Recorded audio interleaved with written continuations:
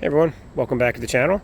Today is the day I'm not gonna know if I'm gonna start working on this, but I wanted to show you guys because I'm super excited about it.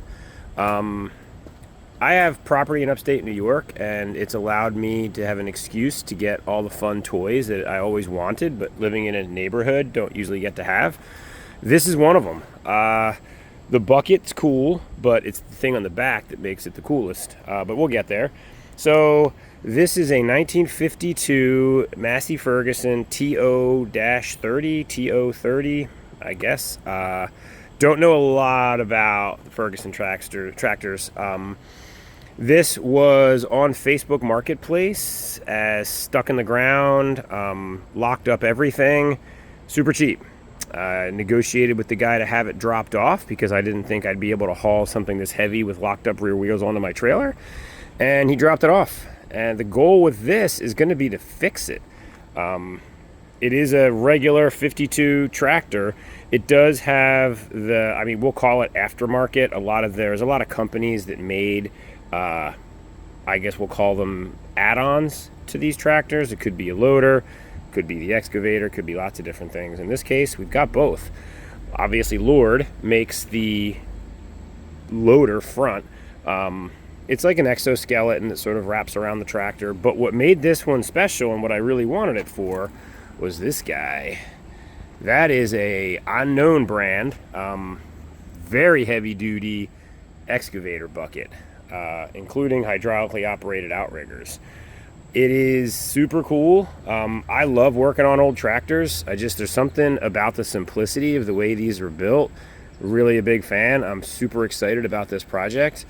And I kind of wanted to show you guys just where we're starting out. So like I said in the beginning here, we started out with this guy. He was a tree service dude. He found this on property. They were clearing trees. They wanted it gone. He took it off their hands for them. He put it up on Marketplace. I was real quick on the draw. Like, I've been looking for an excavator for a while. It was like 15 hours old was the ad. And I messaged him and I'm like, hey, tell me a little bit about it. He didn't know much about it. But he said he's willing to deliver it for a fee. So I said, great. We worked that out. And the only thing he told me was, it's going to be stuck on my trailer if you can't come get it because it's locked up. The engine, we're not sure if the engine's locked up or if it's simply because the trans is stuck in gear. But it does not roll at all. I mean, aside from the giant flats, obviously, these tires are not going to allow it to roll. But even with air in them, it would obviously, these wheels don't turn. So I took my truck up back here in the yard, put the winch on it, and the winch pulled my truck forward. With the parking brake on, wheels locked on, this is just too heavy. So what we did is that maple tree back there, I put a fabric strap around that to not damage the tree and ran a chain up to it on his trailer. And then I had him drive his trailer out from under it. Once it dropped onto the ground, we used his trailer to push it straight backwards, hence the skids here, so that I could then get my truck out of the space that's left. So that's how it got here. It was cheap. Like I said, I got it because I've been looking at the cheap Chinese excavators on GovPlanet, Ritchie Brothers auctions. I mean, they're tracked, they have pilot controls, they're kind of cool, but the cheapest you can kind of get out of one of those for right now is about $4,500 after auction fees and going to pick it up. And I've heard they're really lightweight, like they just don't have any mass to them to really dig. So you can dig small holes, you can dig small trenches, but the property I've got up in New York, there's rock everywhere. I just didn't think it was going to work well. So I've been looking for something like this, but all the excavators, the Kubotas and the cases, like all the heavy duty, like legit excavators are way out of my budget. Like I don't have money for that. We're talking starting around 10,000 for something that might run and actually work. And that's starting, and that would be for a smaller one. This cream puff was $500 delivered. So I got a tractor, an excavator, and a loader, albeit in slightly rough condition, for $500 dropped off at my house. So there's a few things we're going to do to get started on this thing. First, I know nothing about how this works. This whole contraption in the back here for the excavator, I see no 3-point attachments. Like, I think the 3-point arms would have come out of here, I think. Maybe they would have come out back here somewhere. I honestly don't know for sure. But there's no 3-point on this. So this whole hydraulic setup here seems to be driven off of the internal hydraulics of the tractor. Again, I'm totally guessing here. Like, if we get somebody on the channel that's like, hey, I know these well, please send me some contact info. I'll ask you a million questions. You know, like, what is this valve for? What does this thing do? You know, I got a million questions. I know this is the oil tank, and this is one of the valves. Actually, that's like a pump. This looks like a...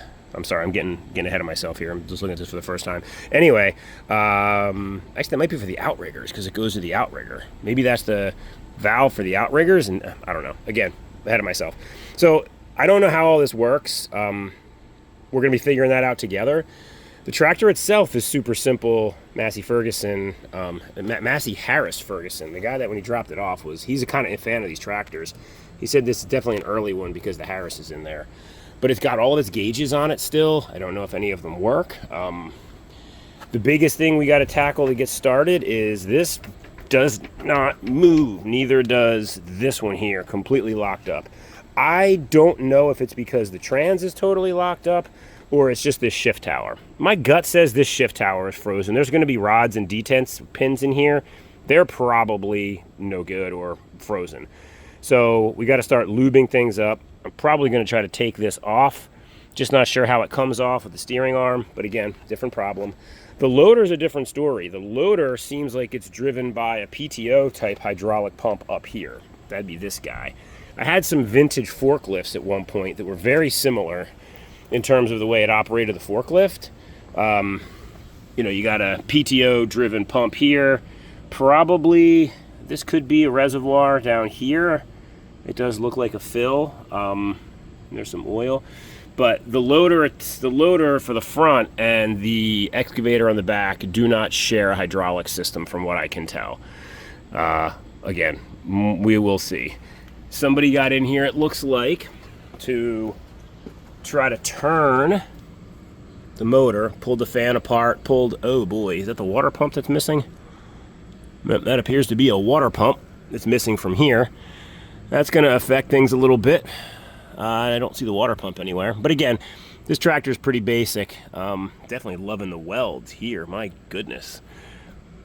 Somebody definitely wanted to make sure the front end was not going to bend up or fix a bent one. Holy. Anyway, so we got extra stick. Came for free. We got our work cut out for us. You know, motor probably is locked. Trans is locked in gear. Doesn't have tires that are any good. All the hydraulic cylinders, unfortunately, and this is the part that I'm the most nervous about, these cylinders are pitted.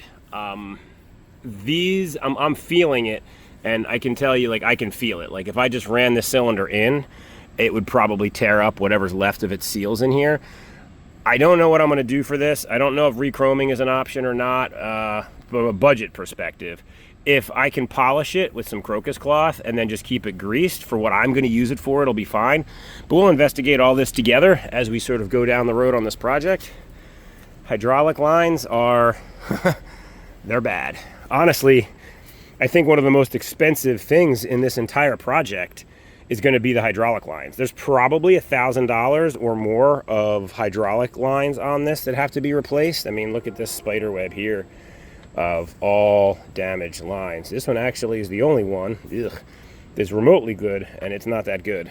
So all that has to get figured out as well. The controls completely locked up, and I think there's a fourth one somewhere, and I don't know where. Oh, it looks like it would have been on the far side, because on the seat we got a handle. So there should be 4 sticks up there. That whole hydraulic valve assembly there is going to have to be rebuilt, I think. I mean, the handles are locked up. I don't know what the lines themselves are like, but it looks wet. Can't get them rebuilt. I mean, it's pretty simple operation. It should just be seals unless it's cracked. I mentioned that old forklift I had. This thing was very similar in terms of the way it looked, very, you know, plumbing, mechanical. And I could have rebuilt it, except it got water in it and exploded when it froze. This does not appear to be that situation, so I might be able to just rebuild this. Again, project for the channel. We'll be doing this together. This I would have said is 3-point control if it had a 3-point. I do think these are 3-point arms. I can only assume they actually do, yeah, this says position up. This is 3-point. Maybe that controls the hydraulic pressure to this. Again, guys, no idea. Figuring it all out together. So, what are we going to do first? Well, there's a couple of ways we could go. This wood here is actually holding the whole hydraulic cylinder up at the expense of these. You can see it bent them. I'm assuming that's what bent them. Maybe it didn't, but they're bent. I have some options. Like, I don't have heavy equipment here. So in a perfect world, I would take all this apart. I'd pull this whole exoskeleton back off, get back down to a base tractor, fix the base tractor, and then add this stuff back on. The other option would be remove all of this stuff. If this tractor is going to cost me $2,000 to fix, I can get one of these tractors locally, same exact tractor, for probably $1,500 that already has tires on it, that starts and runs. So there is a threshold in this where the tractor becomes expendable and we save the exterior stuff. But I think to get started, my goal is going to be to make it roll, and that will mean getting some tires, some junk tires to fit it, and getting the trans to move and unlock, which could mean taking some of this stuff apart. But yeah, I'm not sure. If you guys have thoughts, leave them in the comments. I think that there's a lot of fun to be had with something like this. It's always cool. The throttle actually still works. It's always cool kind of messing with old stuff. Whole hood comes off. It's kind of neat. This seat too will actually flip this direction, so you can operate the loader or the excavator, and obviously flips back down this way. So that's kind of cool. That's still there. Yeah, I don't know, guys. Tell me what you think. I mean, I like projects like this. I'm excited about it. It needs a million things and probably $1 million, but man, it's cool. It's just neat. So I will bring you guys back as we work on this. Still working on the Beetle, on the other projects going on. This will be sort of in between, waiting for parts, things like that. We'll mess with this thing. But yeah, drop me a line, drop me a comment. Tell me what you think, what we should be doing first on it. Do we get the motor working? Do we try to free up the trans? Do we try to take this exoskeleton off and see if we can work on just the tractor? Let me know what you think. I appreciate you guys watching, and I'll be back soon with updates.